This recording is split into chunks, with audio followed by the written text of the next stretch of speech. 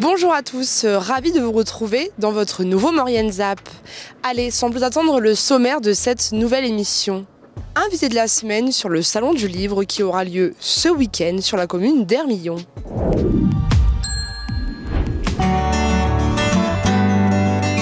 Bonjour et bienvenue dans la rubrique L'invité de la semaine.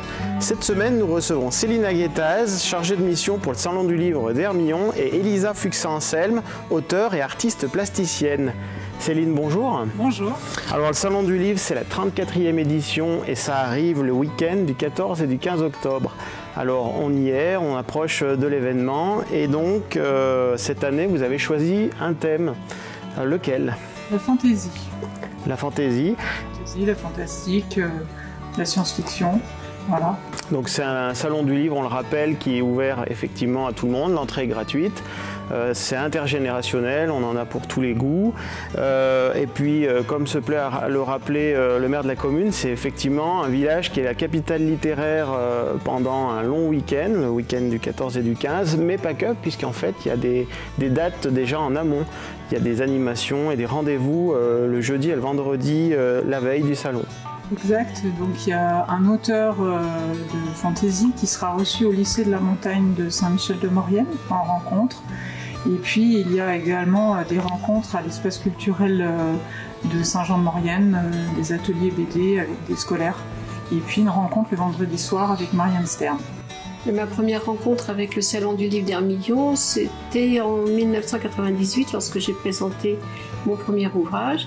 Et à la suite de ce salon, j'ai fait plus ample connaissance avec l'équipe. Alors justement, vous êtes artiste plasticienne et vous avez lancé un peu le renouvellement chaque année au fil des éditions de cette affiche qui est quand même le marqueur de ce rendez-vous. Alors au début, on s'est déplié très rapidement avec Georges Million et puis ensuite avec mes étudiants de l'université Paris-Panthéon-Sorbonne, on a fait les différentes affiches ainsi que le logo, qui est toujours le logo actuel du Salon du Livre d'Hermillon. Ensuite, on a trouvé que c'était peut-être plus pertinent de travailler avec les étudiants de Chambéry, ce que nous avons fait. Et ensuite, j'ai proposé que je puisse travailler directement avec les artistes. Nous avions remarqué, et sur les réseaux sociaux et dans la presse locale, la présence de deux jeunes artistes, Madame Bou et Mewin.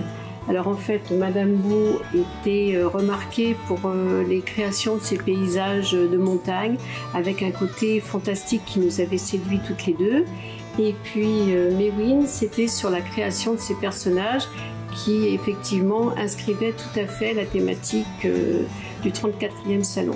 Et puis donc sur la proposition de l'association Le Colporteur et de son président Michel Fremillon, donc on vous a proposé d'être la marraine de cette édition. Oui, il me l'a proposé en me disant que je n'avais pas le choix. Ça me fait plaisir, je trouve ça intéressant de pouvoir recevoir les auteurs et puis d'annoncer qui va remporter cette année le prix Rosine Perrier. D'accord, alors justement pour parler prix Rosine Perrier, Céline, donc on le rappelle, la remise des prix aura lieu le samedi soir à 18 h. À la salle polyvalente d'Hermillon, on le rappelle.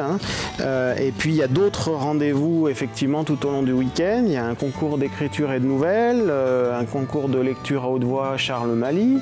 Je crois qu'il y a la remise des prix le dimanche. Et puis ce qu'on peut peut-être rappeler en deux mots, c'est les horaires de ce salon aussi. Donc le samedi, c'est de 10 h à 18 h et le dimanche de 10 h à 17 h 30. Voilà. Et puis donc de nombreux rendez-vous et expositions, rencontres, cafés littéraires. Alors on le rappelle, les expositions, deux expositions importantes. On a la chance d'exposer Madame Bou et Mewin dans la grande salle. Donc on pourra voir un peu plus que ce qu'elles ont fait là, qui est déjà magnifique. Et puis on aura deux artisans, un qui viendra le samedi, JP, qui va faire des démonstrations de pliage de livres qu'il recycle. Et Brokenroll qui vient de la Ravoire et qui elle fait des sacs avec des livres aussi. Voilà, la grande tendance du recyclage est aussi présente au Salon du Livre. Et puis les rencontres littéraires alors. Donc 4 seront en rencontre le vendredi soir et on les retrouvera aussi le samedi matin à l'apéro littéraire. Il y a aussi des rendez-vous pour les enfants, les plus petits. Et oui, il y a toujours notre spectacle à 10 h 30, donc ça sera les contes fantastiques des Alpes. À 10 h 30 le samedi. 10 h 15. 10 h 15 le samedi, voilà l'après-midi l'après-midi, il y aura une rencontre littéraire avec Vincent Tassi, qui est un auteur de fantasy. Et le dimanche, il y a une lecture aussi à 10h15, une lecture jeunesse. Et le samedi, il y a un gros quiz à Harry Potter, organisé par la librairie Délivrez-vous. L'association communale des fêtes d'Hermillon qui propose une buvette, une petite restauration aussi, je crois. Oui, tout à fait. Dégustation d'huîtres, je crois, cette année. Des dios, voilà. Et puis Elisa, donc pour conclure ce salon qui va donc arriver, je crois qu'on le rappelle, vous êtes auteur, donc et vous sortez aussi un nouvel ouvrage. Il s'agit d'Anita, qui est mon dernier roman, qui raconte l'histoire de l'immigration après la Seconde Guerre mondiale. Donc ces populations qui traversaient les Alpes et qui sont venues s'installer sur la région et notamment Saint-Jean-de-Maurienne. Eh bien, écoutez, on vous souhaite à toutes les deux une belle préparation pour cette 34e édition et on se retrouve donc les 14 et 15 octobre à la salle polyvalente d'Hermillon pour ce salon du livre. Et quant à nous, nous nous retrouverons dans une prochaine émission. Merci pour votre fidélité et à bientôt.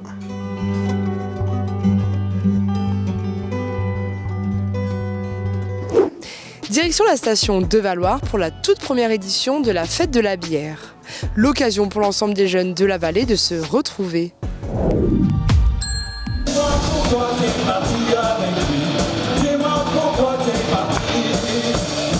Il faudra vous y reprendre à plusieurs fois pour arriver à le prononcer.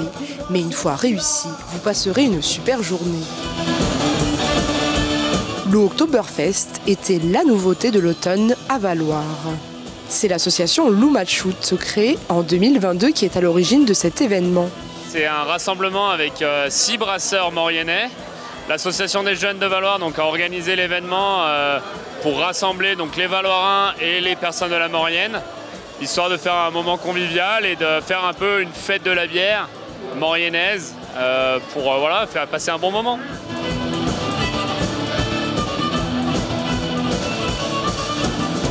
Des brasseurs locaux ravis de faire découvrir et goûter leurs produits. Merci à Loumachout de se bouger pour Valloire, pour tout ça.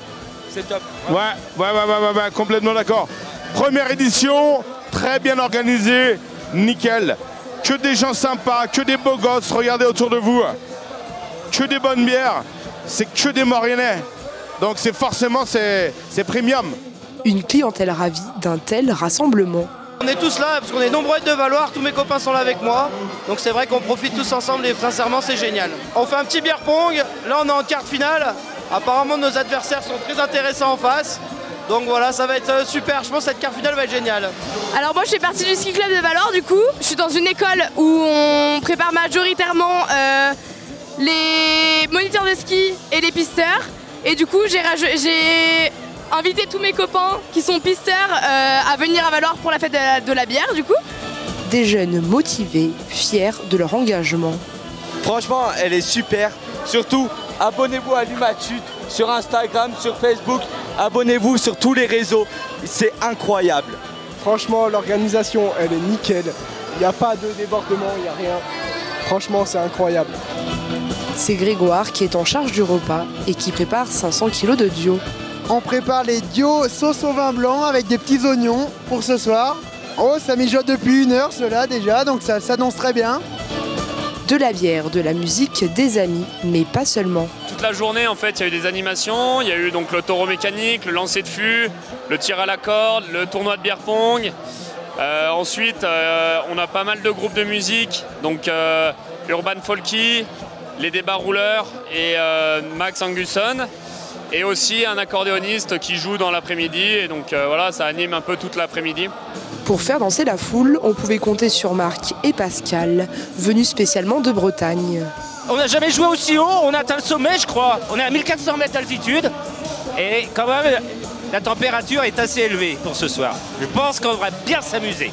Nous, on joue la musique celtique, du rock celtique. Ça met le feu. Et surtout, n'oubliez pas... Et à la vôtre. Retrouvez l'intégralité des reportages sur les réseaux sociaux et sur les box.